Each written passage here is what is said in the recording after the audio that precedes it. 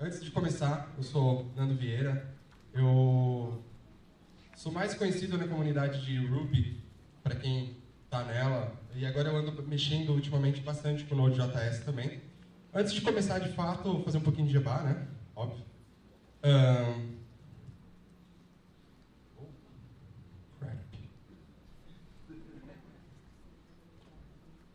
Fala sério. Pera aí. Enquanto isso, eu vou colocar uma musiquinha para vocês.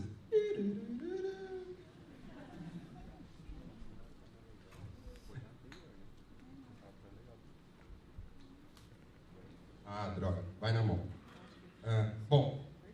Eu saí da Local Web há 2 meses para montar minha própria empresa, que hoje tem um funcionário. A ideia do Hello Beats é tocar meus projetos que eu já tocava paralelamente com os meus trabalhos oficiais.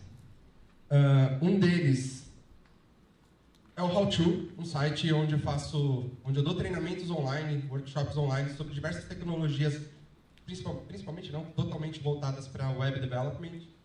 Dentre elas, Node.js, JavaScript em geral, Ruby, tem umas outras coisas legais. Um outro produto meu, CodePlane, hospedagem Git. Quem usa Git? Bastante gente, show de bola. Quem não usa Git usa SVN, CVS e outro versionamento. E os que não levantaram a mão fazem .1, .2. Beleza.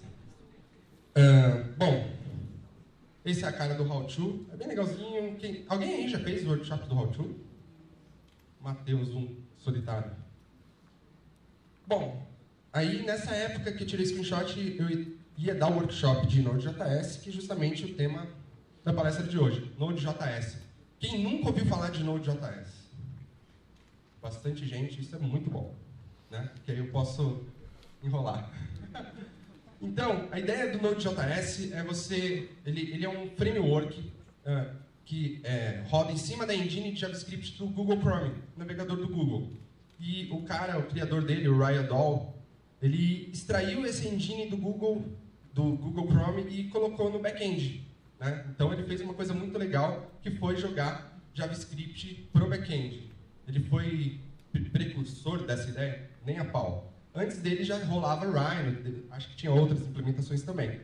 Mas a grande vantagem do Node.js é que ele é extremamente rápido, né? E por ser extremamente rápido, ele teve um boom de crescimento e de uso muito acentuado. Assim, você vê claramente, Node.js surgiu, algumas pessoas chaves na comunidade começaram a usar, e de repente todo mundo estava falando sobre Node.js. Bom, Node.js ele tem uma standard library extremamente curta.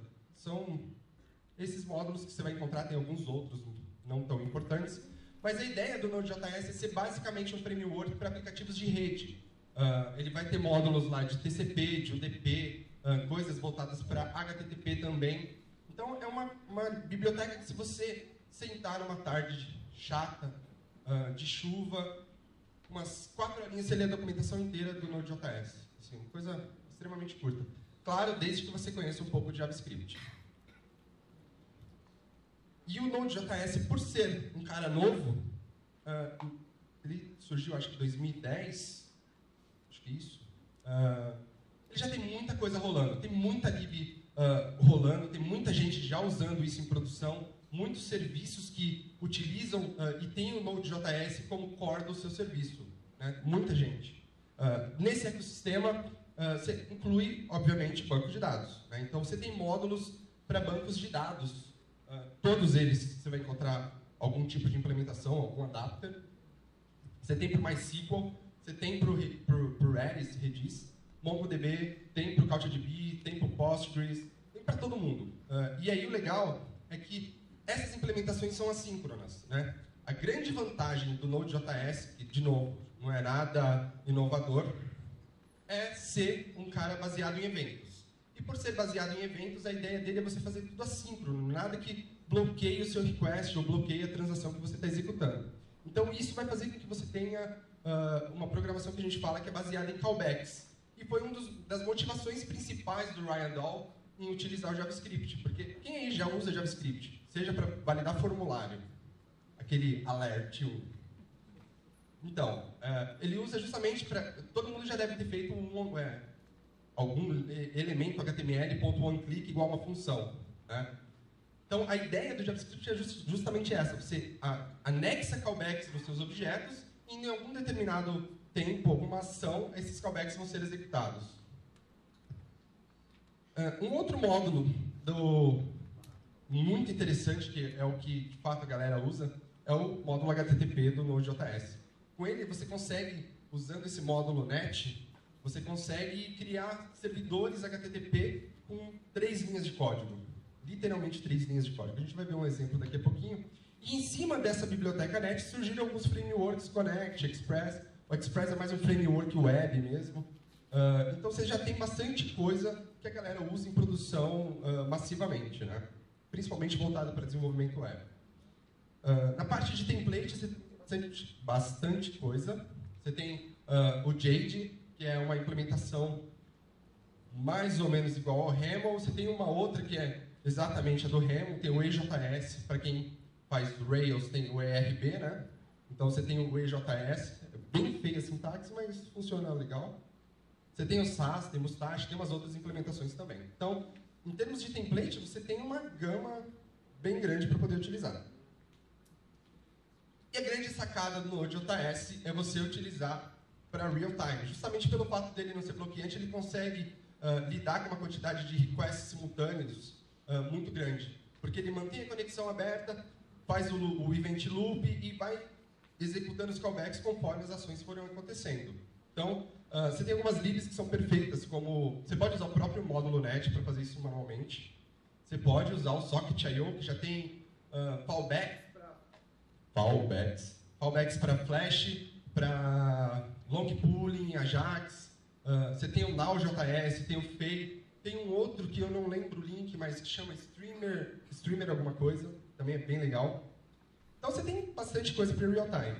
E é essa a principal aplicação do Node.js hoje. A galera tem usado massivamente para coisas que são real-time.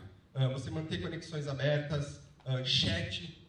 O exemplo clássico de Node.js vai ser o de chat, né? Porque chat é conhecido por derrubar servidores muito rapidamente. Porque ele vai consumir todos os recursos do seu servidor se tiver muitas conexões e vai derrubar o seu servidor. E o Node.js consegue lidar com isso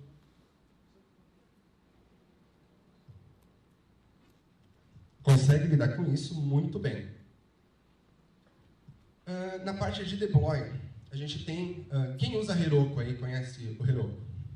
Bastante gente. Quem usa AppFog, alguma coisa estilo AppFog? Ninguém. São esses serviços que é a categoria do Node, do Nodester, Nodejitsu, do Stack, eles são serviços que você faz um push, envia as informações do seu repositório para esse serviço e automaticamente a sua aplicação é colocada em produção, né? Você não precisa ir no seu servidor, PHP style, arrastar os arquivos via FTP, ou fazer um deploy com Capistrano, ou criar um pacote Debian, ou alguma coisa desse tipo.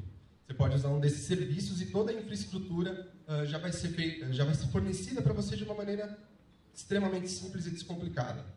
Você também pode ir para o lado mais manual da coisa, onde você tem o cluster, que é uma biblioteca Node.js, para você levantar e gerenciar múltiplas instâncias do Node.js.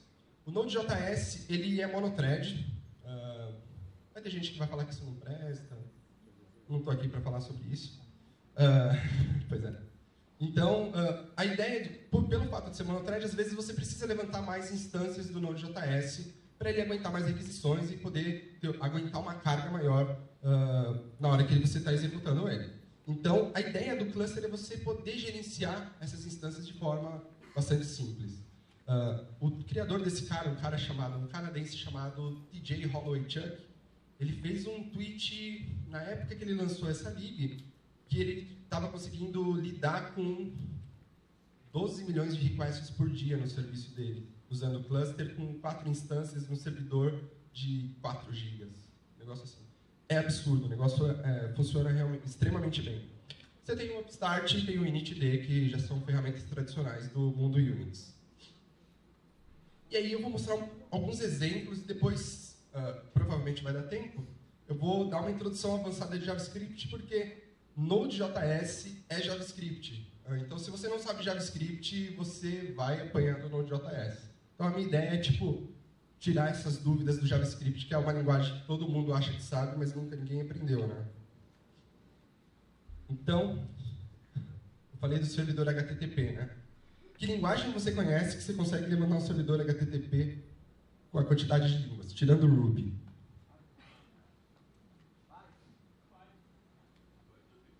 Python. Tá, tirando Python.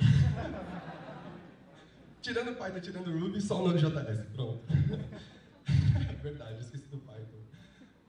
Mas a ideia é justamente essa. JavaScript válido, né?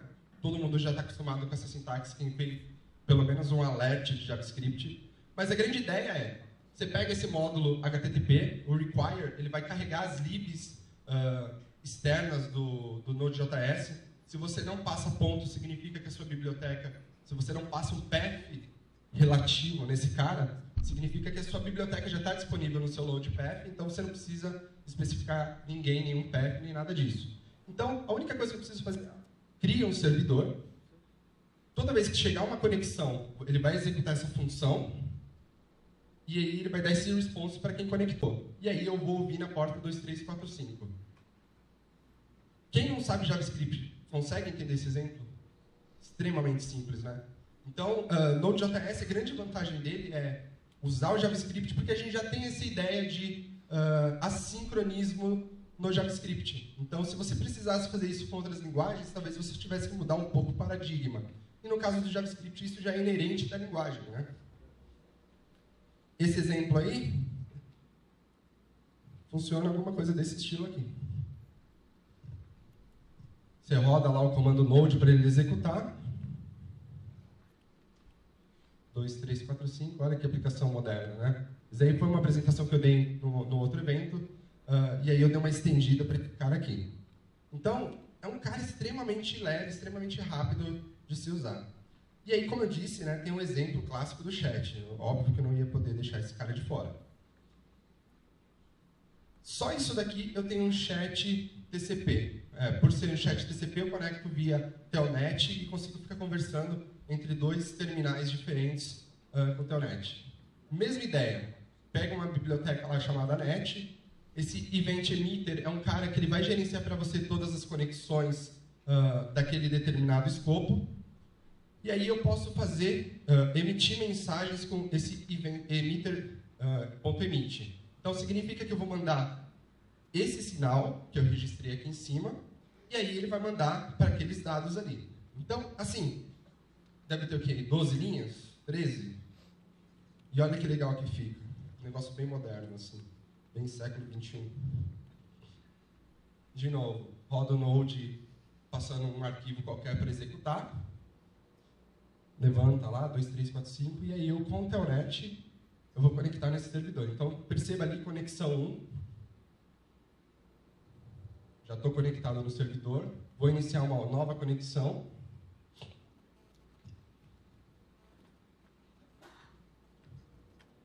Os dois conectados. E aí eu começo a brincar, mandar mensagem de um para o outro, né? Coisa moderna. Olha só que divertido.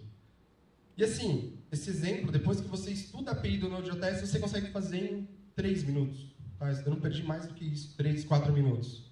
É extremamente simples. E você pode pegar, evoluir esse exemplo para ser uma verdadeira substituição, por exemplo, do IRC. Né? Funciona muito bem. E como que foi que eu caí, na verdade, no Node.js? Né? Não acordei um dia e falei, pô, Node.js, vou aprender. Né? Eu vi uma palestra do Emerson Leite, que é um cara da Globo e que está bem ativo na comunidade de Node.js.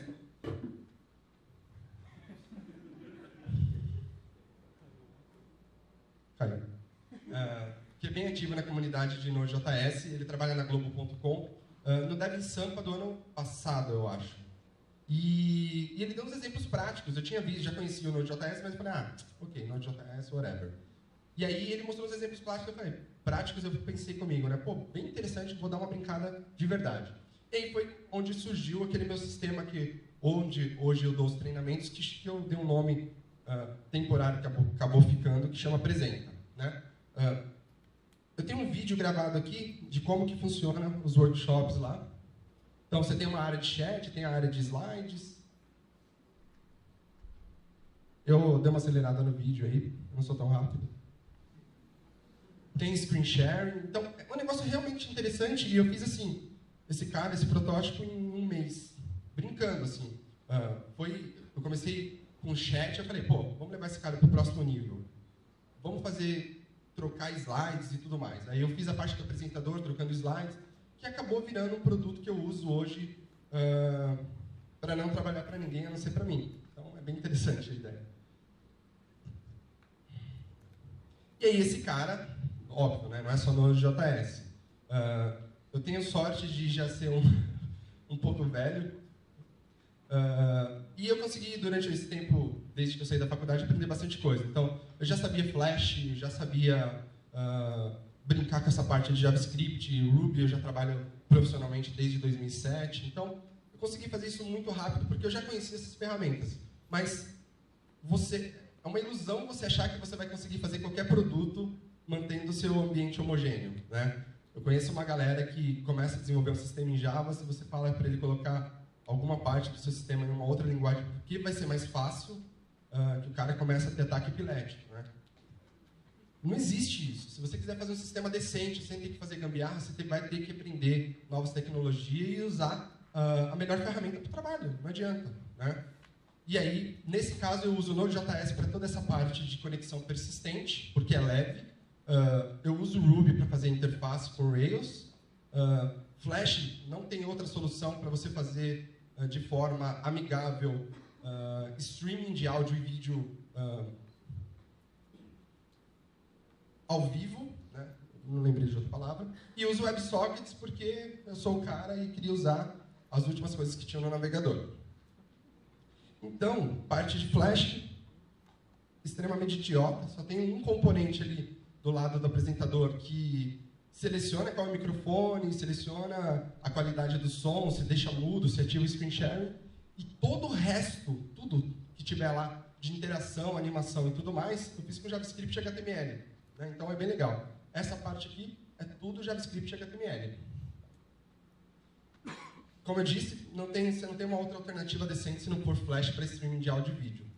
Para esse cara, eu usei um servidor chamado, que é open source pago, né? Tem uma versão paga e tem uma versão open source que não é tão boa, que chama Early Video. Se vocês precisarem fazer alguma coisa que exija um Flash Media Server, dê uma olhada nesse cara, porque das alternativas que existem hoje de open source é a melhor. Comunicação entre client-side e server-side, JSON. Quem conhece JSON? Melhor, quem não conhece JSON? Tá, JSON ele é um protocolo de dados, de exchange de dados, assim como você tem o XML, o nosso padrão oficial para aplicações enterprise burocrática, você tem o JSON para quem quer ser ágil. Nossa, odeio. E aí, qual que é a ideia? A ideia do JSON é ser mais ou menos aqueles objetos do JavaScript mesmo. O cara que criou, ele tem um background forte, uma participação forte em JavaScript, e aí ele fez meio que um protocolo para trocar dados entre diversos tipos de transports que usa mais ou menos essa sintaxe. Basicamente um JavaScript válido, mas não é JavaScript válido. E aí ele tem uma cara mais ou menos assim, né? No lado do JavaScript, você pode pegar qualquer objeto JavaScript e falar para ele, olha, stringify, para quem suporta, para quem não suporta, os navegadores que não suportam, você precisa adicionar uma lib de terceiros, também nada demais. E aí você consegue falar para ele, olha, pega esse objeto e transforma numa string. E aí do lado do meu servidor, eu tenho alguma coisa desse tipo. Eu vou pegar a string e vou transformar em um objeto de novo. E assim eu consigo ficar trocando dados sem nenhum tipo de overhead. É muito rápido isso. É muito leve de fazer isso, né? Como eu disse, Node.js é JavaScript, então você precisa conhecer isso se você quiser usar Node.js. Percebam que a minha palestra de Node.js acabou. Se vocês queriam saber sobre Node.js, obrigado. Mas o que realmente importa do Node.js é entender isso de JavaScript. Por quê? Porque senão você não vai, de fato, utilizar o poder do Node.js. Então, eu quero falar um pouquinho sobre esses caras aqui. Quanto tempo eu tenho ainda? 10 minutos? Beleza. Então, vou falar algumas coisinhas de JavaScript que você precisa de fato entender. Escopo de variáveis. Quem já foi mordido por escopo de variável no JavaScript? Todo mundo que trabalha com JavaScript mais pesadamente. Bem simples. Se você definir qualquer variável com a palavra var, ela vai ser definida no escopo global, a menos que você esteja dentro de uma função. Né? Perceba que toda vez que eu não defino um escopo, ele vai criar no escopo global. Se eu estiver dentro de uma função e referenciar uma variável que está fora da função, ele vai procurar no escopo global. Ou ele vai fazer, como a gente diz, de dentro para fora, a busca em cada uma das funções, porque você pode ter funções encadeadas no JavaScript. Então, ele vai fazendo a busca de dentro para fora. Nesse caso, ao executar essa função, ele vai dar o output global variable. Simples. É o caso mais fácil que você tem. Na verdade, o caso mais fácil, mais burro, é você não definir a variável com var. Toda vez que você não define a variável com var, ele vai criar uma variável global. E isso é extremamente perigoso, porque não é o comportamento, nem sempre é o comportamento que você quer. E aí a gente tem um outro caso. Variáveis locais. Ali, ela só é uma variável global porque ela está no escopo global. Mas se ela tivesse sido definida dentro de uma função, ele vai fazer o lookup dentro da função. E toda vez que você referencia uma função, uma variável que está dentro da sua própria função, ele vai retornar o valor da sua própria variável. Então, nesse caso, ao executar essa função, ele iria exibir o valor local variable. Também tranquilo. Agora, o que acontece se eu quiser referenciar as duas variáveis ao mesmo tempo? O JavaScript no navegador ele se comporta de uma maneira, no Node.js de outra. Se você usar o gsumVariable no navegador, esse valor ele vai retornar o valor da variável global. No Node.js, eu não lembro exatamente se o que eu vou falar está certo ou se é a ordem contrária, mas se você definir variáveis, ele ignora, se você definir funções, ele encontra. Então, se eu tivesse uma função, se aqui dentro dessa função eu estivesse referenciando dis.SumFunction, ele não encontraria no Node.js, ou vice-versa. Eu não lembro exatamente. Mas, de qualquer modo, é uma coisa perigosa de você fazer, né? O mesmo nome de variável, fora, dentro, você querer referenciar as duas, você provavelmente não quer fazer isso. Então, o cara-chave aqui é esse dis, certo? Que é uma coisa que nem todo mundo entende no JavaScript. O dis, ele sempre vai ser o dono da função que está sendo executada. Sempre.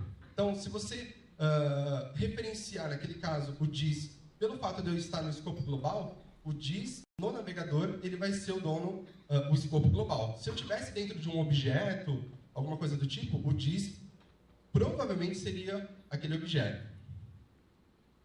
Então, se eu executar nesse exemplo aqui no navegador, SumFunction igual a dis, vai retornar true. Porque, como eu não especifiquei um dono daquela função, logo o dono vai ser o próprio escopo global.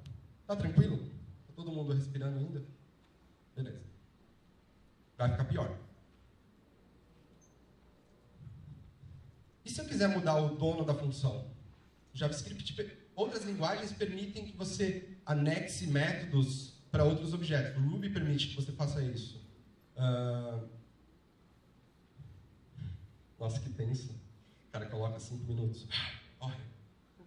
Então, no JavaScript você consegue fazer essa alteração chamando .call. Né? O .call, quem já usou o .call? O .call ele permite que você execute funções, objetos. Né? Funções no JavaScript sem explicitamente passar os parênteses. Então, o .call, o primeiro parâmetro que muita gente não sabe o que faz e passa null ou undefined, ele é o dono da função. Então, toda vez que eu referenciar aqui dentro dis, ele vai ser o próprio objeto. Tá? Então, isso é muito importante você saber no JavaScript. Outra coisa que você usa absurdamente no Node.js são as funções anônimas. Função anônima, o nome já diz, funções que não têm nome. Não sei se todo mundo sabia disso, mas funções no JavaScript possuem nome. Todas as funções têm um atributo .name. E se você chamar o .name de uma função definida do modo tradicional, ela vai retornar o nome daquela função. Logo, funções que não têm nome, ele vai retornar uma string vazia. Qual é a grande vantagem, a grande sacada de você usar a função anônima? Você pode ter algo como isso daqui. Ó. Você começa a passar callbacks para todo mundo que precisa desses caras. Tá? E esses callbacks, que são o uso principal no Node.js, você não vai precisar ficar... Todo mundo sabe que nomear coisas na programação é a parte mais difícil, né? Dar nome para variável, nome para classe, para bibliotecas, projetos, é sempre a parte mais difícil. E isso evita que você precise ficar pensando e criando nomes toscos, né? Tipo Func1, Func2, Func3. Então, é uma excelente maneira de você trabalhar de modo assíncrono. Funções no JavaScript são objetos for citizen objects. Então, significa que você pode atribuir em variável, pode executar direto, atribui uma variável e executa dessa variável. Tem um monte de coisa legal que você pode fazer. Então, uma coisa bacana do JavaScript que nem todo mundo sabe é que tudo que estiver dentro de parênteses, ele vai retornar. Então, eu posso criar uma função anônima e já executar. Isso é muito legal e é um pattern muito conhecido no jQuery. Então, dá uma olhadinha naquele exemplo que a gente tinha lá do create server, né? E passa uma função anônima. Esse cara poderia ser uma função, por exemplo, handler request.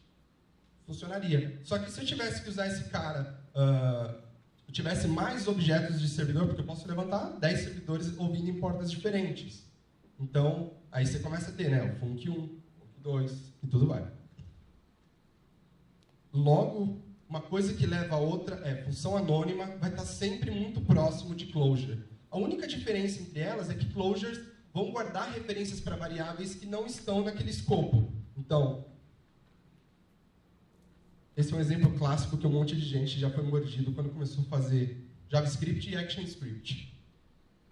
Você itera, por exemplo, numa lista e fala, sou esperto, vou automatizar o meu processo de definição de eventos para carregar imagens e coisas do tipo. Então, vou fazer um loop aqui e definir meus eventos.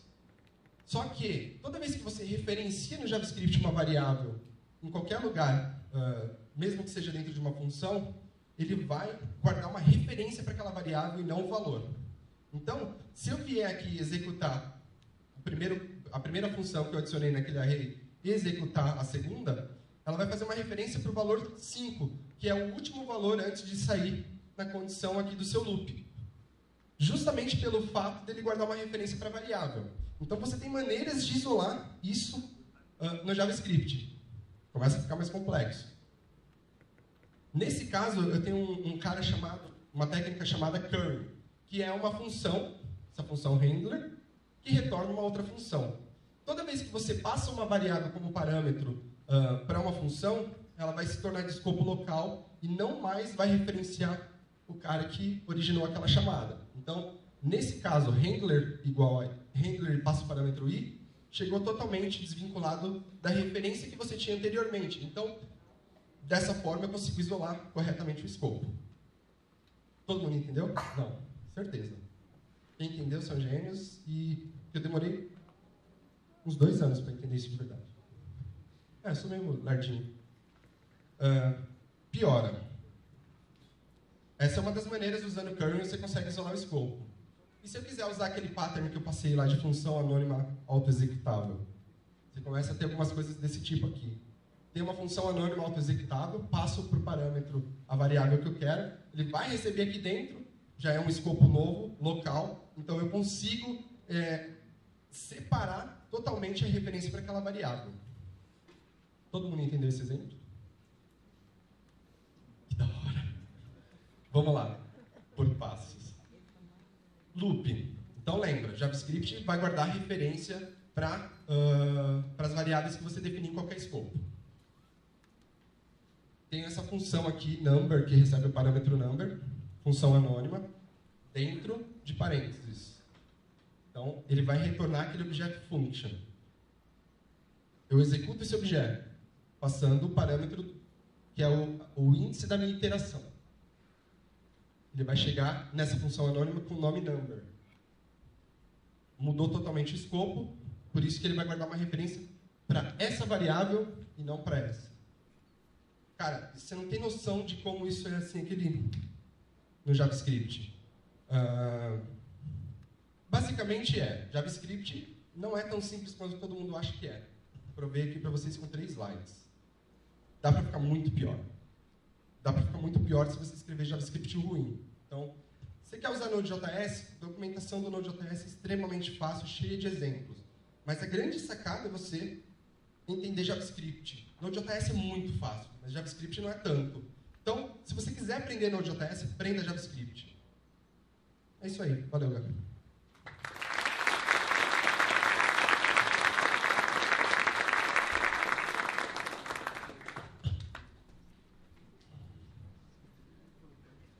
Tempo para uma ou duas perguntas? Duas perguntas, gente. Tempo corrido. Pô, ninguém entendeu nada. Só as caras de what the fuck. Okay.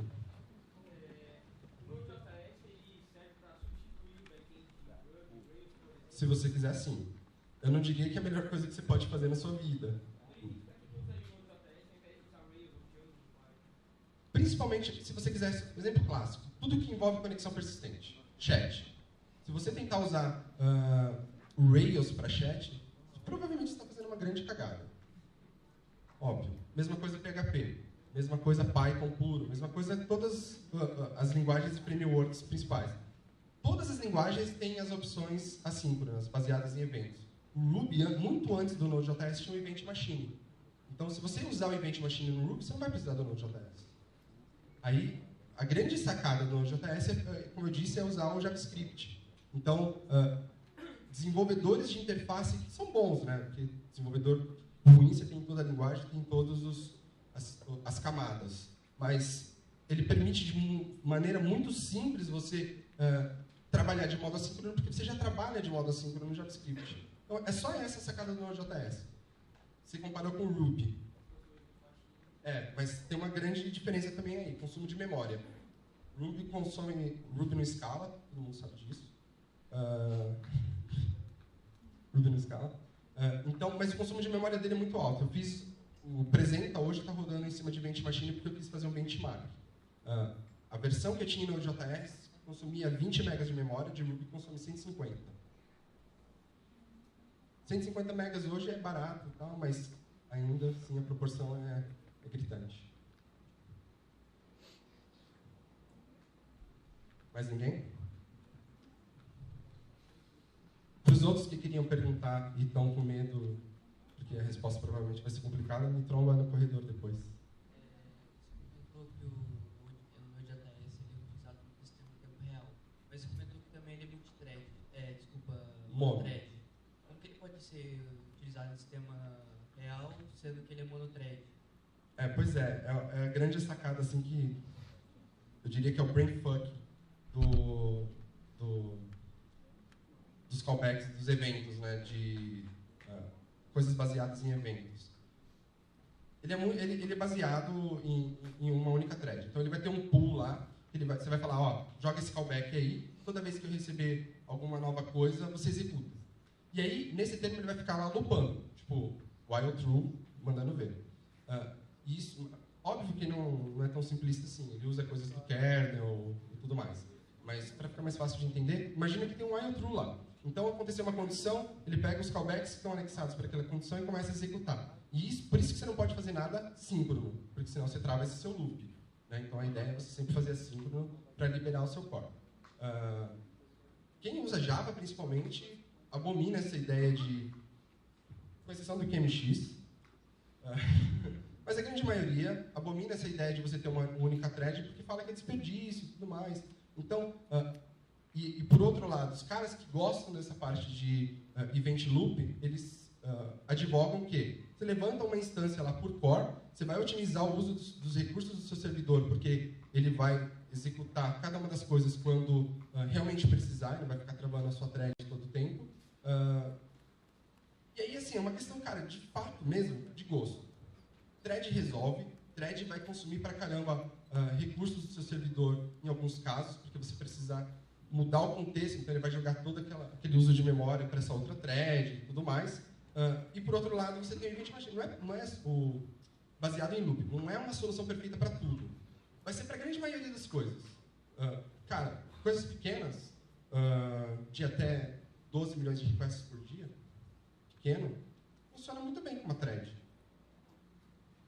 Então, assim, cara, é fazer teste, ver se realmente funciona para você. Quem usa Java, muito dificilmente deve estar falando, nossa, que cara babaca. Não sei se é o seu caso, mas, enfim, é verdade. Você tem que testar. Testa as duas coisas, ver consumo de memória, ver uso de CPU, utilização de fato do seu recurso de servidor. E o Node.js, muitas vezes, vai te ajudar bastante com isso. Não sei se respondi. Só para adicionar isso aí, esse padrão chama Reactor. Reactor. Eu sou péssimo com nomes, patterns e afins. No Python, Twisted. Python Twisted, Ruby Event Machine, Node.js, Java tem NIO. E aí a vantagem de você não usar Java é porque não tem Java. Só exemplificando, pegando um pouquinho da sua palestra, eu fiz um chat recentemente e eu tenho um produto na empresa que eu trabalho, ele tem cerca de, um intervalo aí de meia hora, 10 mil pessoas acessando. É uma empresa que presta cursos também. E com o Ruby, usando, o Nando até citou um dos nomes ali, o Fei, com o Ruby, que ele tem plugin para Ruby e Node, com o Ruby caía, assim, 3 minutos, caía. E é legal que assim, o servidor mandava uma mensagem só, morreu. E foi, aí, né? E aí eu mudei para Node, foi simplesmente mudar para Node, eu não fiz mais nada. Peguei aquela syntax Ruby, transcrevi para JS no Node, funciona, tá em pé. E eu perdi uma madrugada tentando resolver isso usando o Ruby. E eu adoro o Ruby, mas não deu. É o que eu tô falando, né? Tipo, você sempre tem que usar a melhor ferramenta para o trabalho que você vai fazer. Provavelmente Java não vai ser perfeito para tudo, embora a gente goste de sistemas monolíticos. Mas é isso. Bom, valeu, Nando. Valeu.